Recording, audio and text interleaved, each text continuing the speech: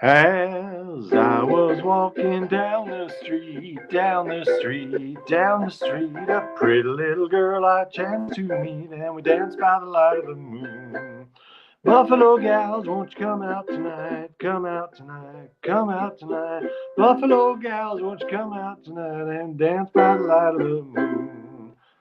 As I was walking, as I was walking. What the heck? Good evening. StreamYard was just sending me some sort of message. Come on, StreamYard, leave me alone. I'm singing. As I was walking down the street, down the street, down the street, a pretty little girl I chanced to meet. We danced by the light of the moon. Buffalo gal, won't you come out tonight? Come out tonight, come out tonight. Buffalo gal, won't you come out tonight and dance by the light of the moon?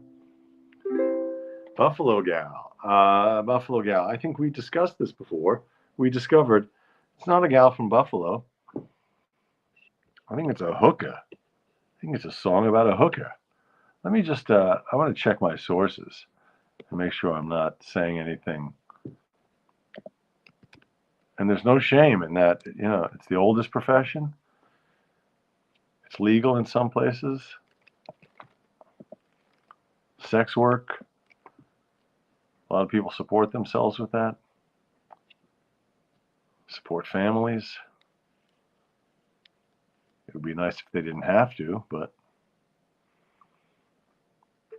Buffalo Gals is a traditional American song written and published by Lovely Fan in 1844.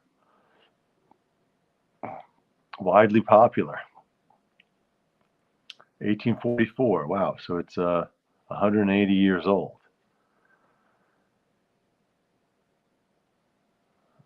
I'm just trying to, but the lyrics are a reference to many dancing girls who performed in the bars, concert hall dives, and brothels of Buffalo, New York Canal District, which was at the time the western terminus of the Erie Canal and the site where canal and freighter crewmen received their wages. Okay, so it's payday. They've been working hard on these freighters, and then they go into town. There's concert halls, dives, brothels, and the Buffalo Gals are the dancing gals. So maybe prostitutes. I was wrong. They're dancers. So my apologies. As I was walking down the street, down the street, down the street, a pretty little girl I chanced to meet, and we danced by the light of the moon. Buffalo gal, won't you come out tonight? Come out tonight, come out tonight. Buffalo gal, won't you come out tonight and dance by the light of the moon? Dance by the light of the moon. Dance by the light of the moon. Astral, hello. Hello, everybody. I'm Ethan. This is the nosho for Monday, the 15th of July, 2024. There's my name, Ethan. Ethan Hirschenfeld. Wah, wah, wah, wah, wah, wah, wah. Wa-da-da-da, wa-da-da-da. Buffalo gal, won't you come out tonight? Buffalo gals, it's plural. Oh, yeah, so Astral, I see that you were saying it's Le Pont. Yeah, Le Pont, no problem. Le Pont d'Avignon, Le Pont Neuf, Le Pont de George Washington, Le Pont, Le Pont, yeah, Le Pont, the bridge, it's a masculine word. Fair enough. Hello, everybody. Hello, everybody who is here, and hello to everybody who is not here. Very nice to see you. Thank you for tuning in. That was a fun. Hello, everybody. That was fun last night. Thank you for joining for the anniversary show. Tonight, I guess, is the anniversary show +1. You know when you go to a party and someone says, you're going to be my +1. I have nothing to say about that. I just wanted to make sure everyone knows what that means. It means your friend got an invitation And they were given license to bring someone along, a +1. And you're that +1. Oh, this is like Buffalo Gals Won't You Come Out Tonight. It seems like the inverse of that song. Good night, ladies. Good night, ladies. Good night, ladies. We're gonna leave you now. Merrily we roll along, roll along, roll along. Merrily we roll along over the deep blue sea. Suddenly they're at sea in this song. Farewell, ladies, farewell, ladies, farewell, ladies, we're gonna leave you now. Merrily we roll along, roll along, roll along. Merrily we roll along over the deep blue sea. Sweet dreams, ladies, sweet dreams, ladies, sweet dreams, ladies, we're gonna leave you now. Merrily we roll along, roll along, roll along. Merrily we roll along over the deep blue sea. Over the deep blue sea. Hey.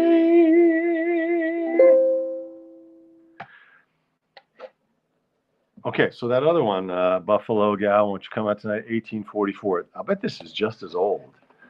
Goodnight, Ladies. Words by E.P. Christie.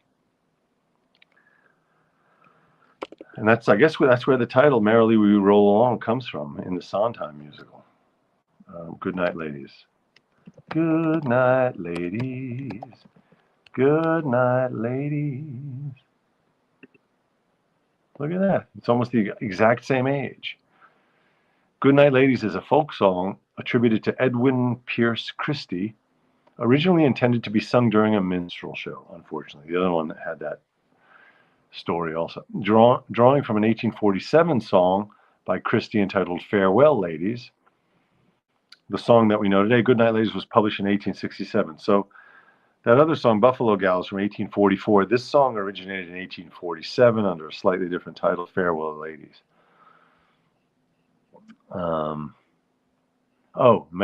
Note that the Merrily We Roll Along chorus has the same melody as Mary Had a Little Lamb. I knew I recognized that. Do we have any other information about Edwin Pierce Christie? E.P. Christie. He lived from 1815 to 1862. He was an American composer, singer, actor, and stage producer, a quadruple threat. Composer, singer, actor, producer. He was more commonly known as E.P. Christie, Ugh, and was the founder of a black-faced minstrel group called Christie's Minstrels. Oh boy. So he toured England performing. More of our sullied and sordid history. He was born in 1815 in Philly. He began his career as a minstrel in Buffalo, New York. Toured upstate New York in 43 and 45. They began performing at New York City's Palmer's Opera House in 1846. He retired as a performer in 1855 at the young age of 40. He operated a chain of theaters called Christie's Opera House in several cities. Fearful of financial reversals due to the upheaval of the American Civil War. Ugh. Wow.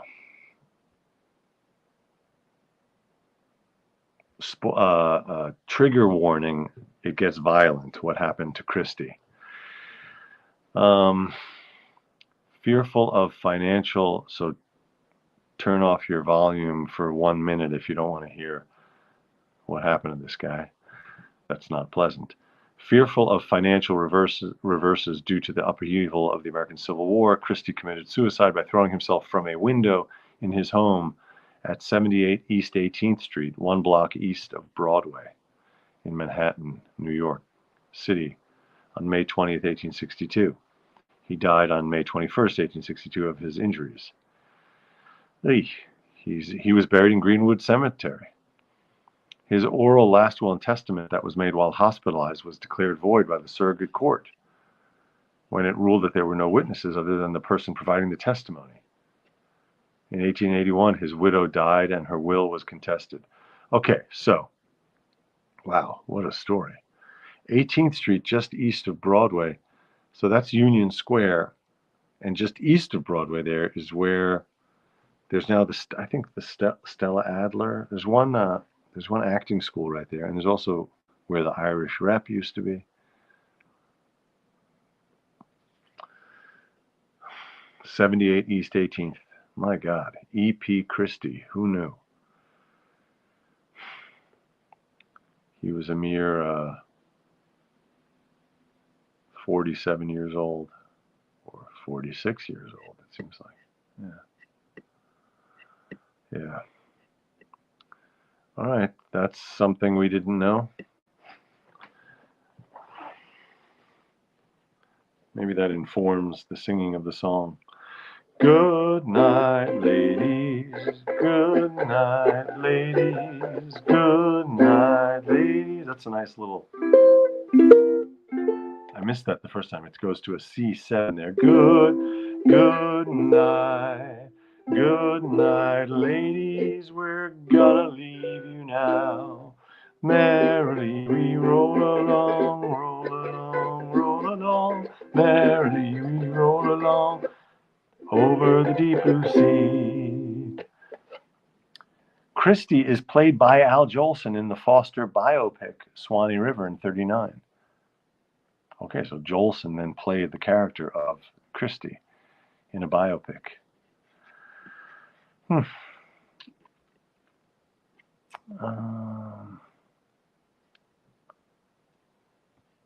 He also wrote the lyrics to The Yellow Rose of Texas. Wow.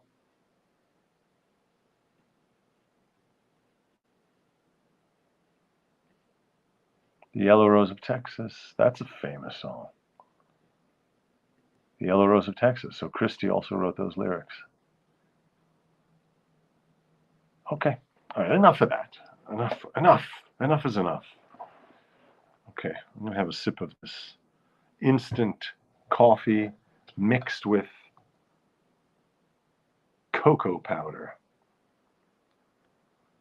If I had a sponsor, this would be the moment where I would sing the praises of this instant coffee brand, and I would wax waxy about the benefits of chocolate. Instead, I'm just going to plug the Movement Voter Project. Please give them some dough, because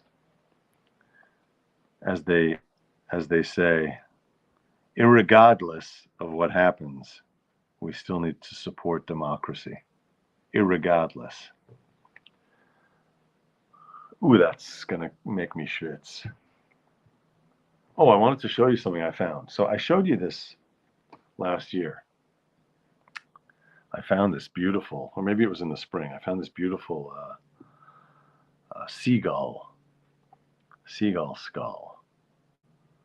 This beautiful seagull skull, including the little thingamabob. I looked up the name of that. I forgot what it's called, but it comes with a thing. The seagull grows this extra little cover on its beak, which is kind of like it's kind of like a fingernail. Maybe that's how it grows. Anyway, beautiful seagull skull, and we can appreciate the beauty of that thing. And I hope the seagull had a nice life and didn't suffer at the end. So the other day, oh yes, I know, I was using irregardless. Ironically, you could tell because I made this face. Irregardless. Yes, it's irrespective or regardless. It's not irregardless. I had a basketball coach who shall remain nameless, who would say irregardless. All right. So this I found just the other day. Another bird from at the bay. Another bird at the bay. This was buried, so it was really well preserved. And I believe that it's one of those. We have these beautiful sea ducks here. There are cormorants here, but I don't think this is a cormorant. What I think this is one of these black. It's a black duck that you see in the sea and in the bay, and it has a white beak. Okay, I'm going to look up dipper duck. That's what Karen is saying. Nope, it is not a bufflehead. Ooh, a dipper duck. Okay, that's a great name, dipper duck, but they're not dipper ducks. That's a bufflehead, a small sea duck. Let's look up other sea ducks. A black sea duck. And I'll say with white beak. Let's see what this is. No, it's not that. An American coot. And it's not a coot. Oh, that's what it is. Scoter. American coot. No, it's not a coot. Identify types of sea ducks. Huh. Let's see if any of these look familiar. Maybe they're not duck. Maybe it ain't a duck. All right, that might be the answer. Okay, let me just try one more thing. It's not a platypus, but I like that idea. Okay, so birds of Cape Cod Bay. Let's see if we get migrating ducks can be seen. Snowy owls. All right. I don't know the answer. I got to do a little more research. Oh, maybe it's one of those things. Wood duck, gadwall, oh, a land duck.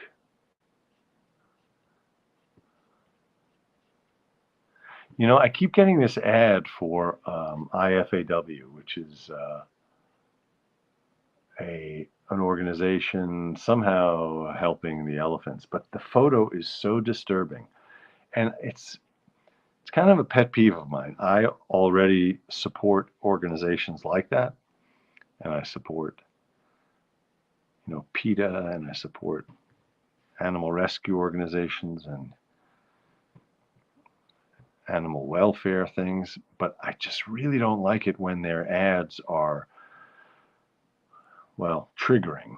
When they use a photo that's really violent or really disturbing as a kind of attention grabber. I guess they have research that shows that works and helps them raise funds, but man, not nice. So, IFAW, if you're listening, please don't use that photo. I just saw it 10 times in a row. All right, so now that's what's happening here. I have, in addition to the seagull, I have a mystery bird skull that has a very nice beak. The other thing that's really cool is if you get really close, probably with this lens you can't see it, but right at the tip of the beak, you can see these little sort of striations, which look to me like maybe they're related evolutionarily to our teeth. It looks like they're kind of on the way to separating into teeth, but maybe not. I don't know much about birds. Wah, wah, wah, wah, wah, wah, wah, wah, wah, wah. Oh, Mila is saying, irregardless of what you say, Ethan, irregardless is a word. An AI happens to recognize it at this moment. Okay, so you know what? There's that guy, that linguist in the New York Times, whose name escapes me at the moment. I think something with a W-H. His last name begins. And he talks quite a bit about the evolution of language and how some of these fuddy-duddy rules that we're stuck with and that we cling to, they don't necessarily apply, and we should let language develop. So yeah, I'm on board with that concept, but when it comes to the word irregardless, it's just wrong. As is when anyone says between you and I, or they called my wife and I. It could drive you batty.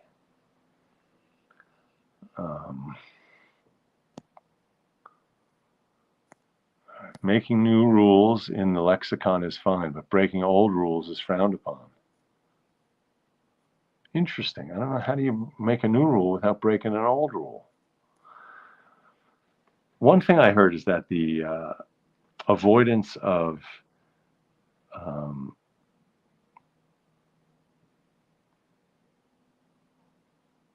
what is it that you're supposed to avoid at the end of a sentence?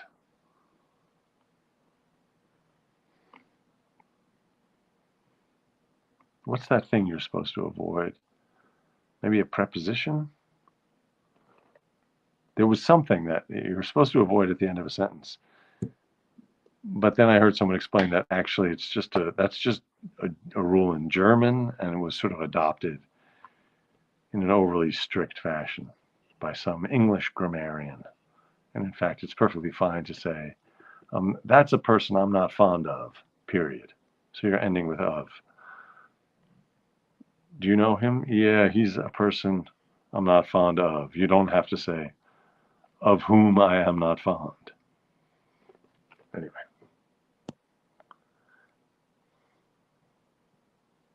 Harry Shearer. Oh, he's amazing. Harry Shearer is great.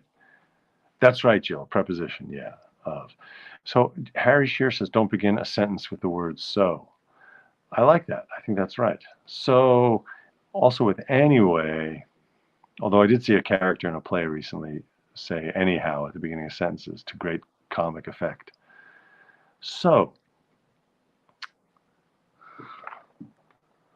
okay, I met an author and playwright this evening. His name is Todd David Gross. I'm really looking forward to reading this play of his. It's called Them Within Us. I heard about him from some neighbors the other day, and I bought his novel, L-O-Y, Loy. He has a series of kind of fantasy novels called the Loy series. So I'm reading one of those. And then when I met him, he said, oh yeah, I'm also a playwright. And I think this one got quite a long off-Broadway run. Them Within Us. I'm looking forward to reading it.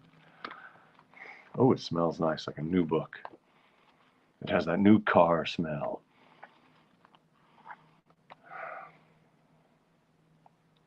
Apparently it's about a couple, but then it has a sci-fi twist. Couple with a sci-fi twist. La la, hey Saul, how are you? Nice to see you. Wah, wah, wah, wah, wah. Yeah, Invasion of the Body Snatchers, something like that.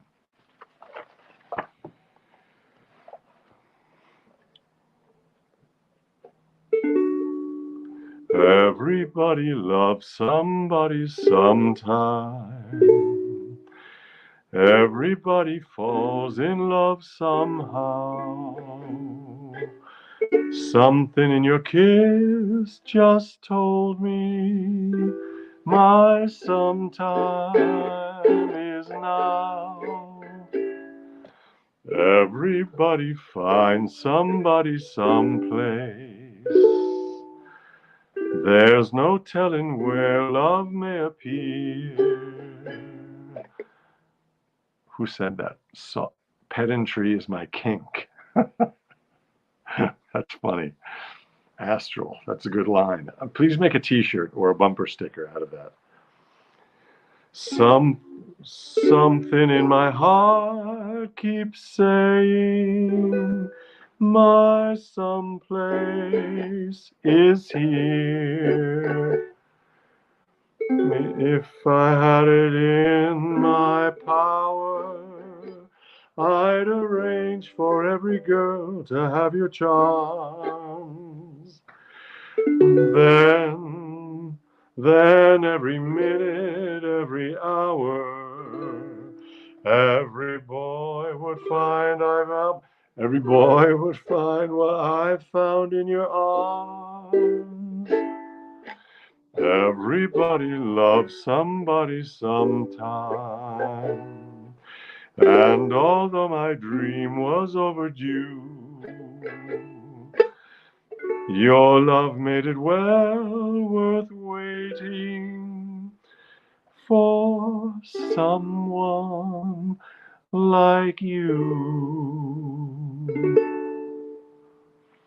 Wow, wow, wow, wow, wow, wow, wow, wow, wow. That's the song from 1948, so I'm in big trouble. That ain't public domain, I can tell you that. Music by Ken Lane. Ken Lane. Words by Irving Taylor. Now, Irving Taylor, I gotta disagree with you. Not everybody loves somebody sometime. You know, some people don't do that. So there. I'm gonna look up Irving Taylor and see what the hell his credentials were. Irving, I think you're just slinging a load of BS, Irving. I mean, it's a nice idea, but Irving Taylor was born 1914 in Brooklyn, New York. Died in Westlake Village, California in 1983. He was an American composer, lyricist, and screenwriter. Wow.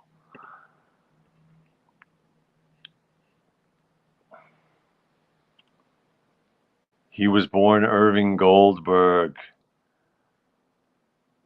You know, when I saw that his name was Irving Taylor, it said his name was Irving Taylor, but then he was born in Brooklyn. I was like, I don't think he was born Irving Taylor. Irving sounds like his last name was Goldberg, and it was. Okay, Irving Taylor.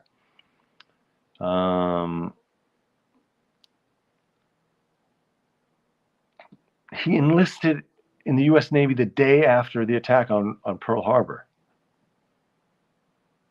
He had already been a member of the American Society of Composers, Authors, and Publishers from the time he was a teenager. So he joined up with the Navy the day after the attack on Pearl Harbor. He and Vic Mizzy wrote entertainments for personnel stationed at the Staten Island Navy Yard, and he later served as quartermaster on an LST involved in African and European invasions. LST, a landing ship tank. Okay. He married Catherine Snell, an American dancer, model, and actress in 1942, and they had 2 children. He had changed his last name by 1936 from Goldberg to Taylor. He lived and worked in New York City until enlisting in the Navy. He then got into the TV business. He had homes in both New York and California. Until 1956, he settled in LA. All right, interesting. Oh, he wrote the Whiff and Poof song. Wow. Oh, no. Drink Along with Irving. Parodied songs about alcohol. So he was parodying. Okay. Anyway, so he died at the age of 69. And then his wife outlived him for another 19 years. All right. Everybody Loves Somebody, 1947. Most successfully recorded by Dean Martin. Some other songs of his that you might know. Kooky Kooky, Lend Me Your Comb. That hit. Kooky Kooky. That's Kooky with a K if you want to look it up. Kooky Kooky, Lend Me Your Comb.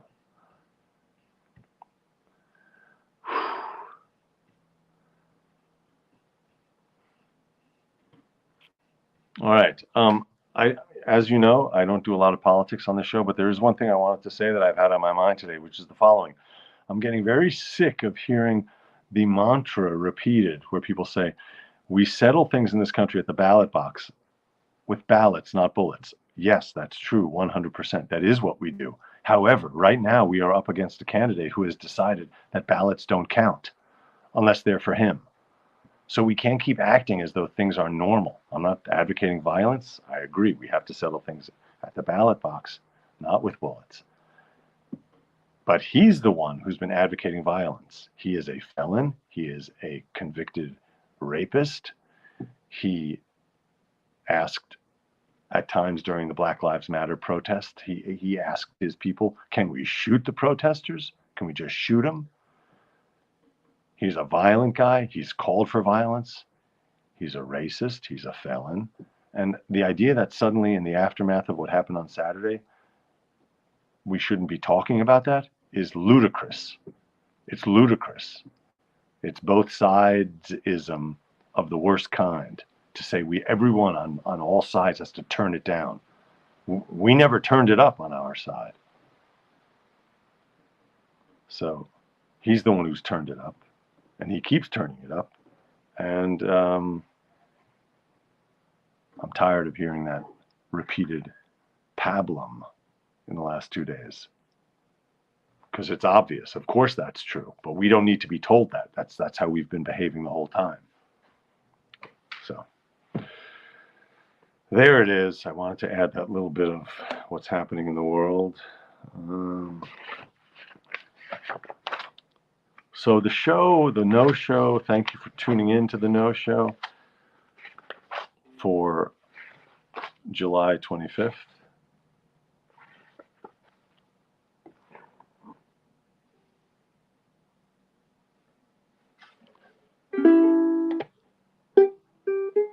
Anytime you're feeling lonely, anytime you're feeling blue, anytime you feel downhearted, that will prove your love for me is true.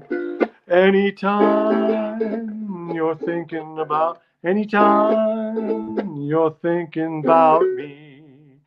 that's the time I'll be thinking of you. So anytime you say you want me back again, that's the time I'll come back home to you. All right. I'm going to make that the outro for tonight. Last night, weirdly, on the anniversary show, I forgot to do the outro, which was Irving Berlin, Always. I think I got a little tired of singing it every night, honestly. So maybe the new outro will be Anytime by Herbert Happy Lawson. Or maybe it won't be. In any case, join me anytime, every night, anytime, 9 p.m. East, 6 p.m. West, 3 p.m. in Hawaii, and 3 a.m. in Copenhagen.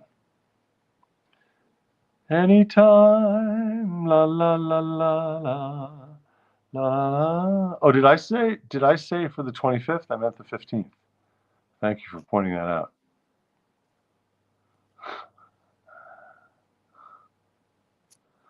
Thank you for joining me for the, I'm going to have to take a neurological test. I said it was the 25th, apparently. I didn't even know I said it. Yes, Kathy, thank you. Hit the like button. Hit the, hey, Emmanuel, what's up? Quail life in the house. Thanks, Neuro. Thank you, Richard. Thanks, Mom. Thanks, Dad. Thanks, Mila, Kathy, Mary, everybody. If I missed anybody, my apologies. And I will see you tomorrow night, same time.